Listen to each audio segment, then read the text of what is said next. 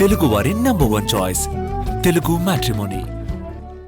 ఇంకా షెడ్యూల్ రాలేదు, కానీ జూబ్లీ హిల్స్ బైపోల్ కాకరేపుతోంది. పార్టీల్లో టెన్షన్ పెంచేస్తోంది. అభ్యర్థుల ఎంపికపై ఫోకస్ పెట్టిన పార్టీలు, కమిటీలు, సబ్ కమిటీలు, సర్వేలు, సమీక్షలతో బిజీగా మారాయి. బీఆర్ఎస్ అభ్యర్థి ఎవరో తేలిపోయింది. మరి కాంగ్రెస్, బీజేపీ నుంచి బరిలోకి దిగేదెవరు? హైదరాబాద్ జూబ్లీహిల్స్ ఉప ఎన్నికపై ప్రధాన పార్టీలు ఫోకస్ చేశాయి.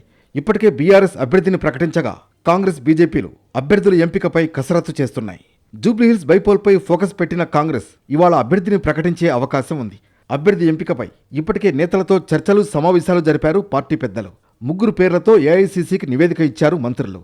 లిస్టులో 3 పేర్లు బలంగా వినిపిస్తున్నాయి.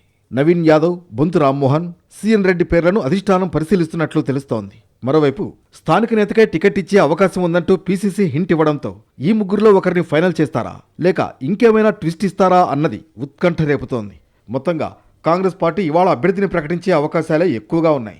తెలంగాణలో 8 మంది ఎమ్మెల్యేలున్న బీజేపీ కూడా బైపోల్ పోరుకు సై అంటోంది. బీజేపీలోనూ అభ్యర్థి ఎంపిక కోసం 3 మెన్ కమిటీని ఏర్పాటు చేశారు. బీజేపీ ఆఫీస్ బేరర్స్ మీటింగ్ నిర్వహించారు. బీజేపీ నుంచి కొన్ని పేర్లు వినిపిస్తున్నా ఎవరిని ఫైనల్ చేస్తారన్నది తేలాల్సి ఉంది. నిన్న జరిగిన పదాధికారుల సమావేశంలోనూ జూబ్లీహిల్స్ ఉప ఎన్నికతో పాటు స్థానిక సంస్థల ఎన్నికల అంశంపై బీజేపీ ఫోకస్ పెట్టింది. అభ్యర్థి ఎంపికతో పాటు ఎన్నికల్లో గెలిచేందుకు చేపట్టాల్సిన వ్యూహంపై చర్చించారు. జూబ్లీహిల్స్లో ఎలాగైనా గెలవాలని పట్టుదలతో ఉన్నాయి కాంగ్రెస్, బీజేపీ.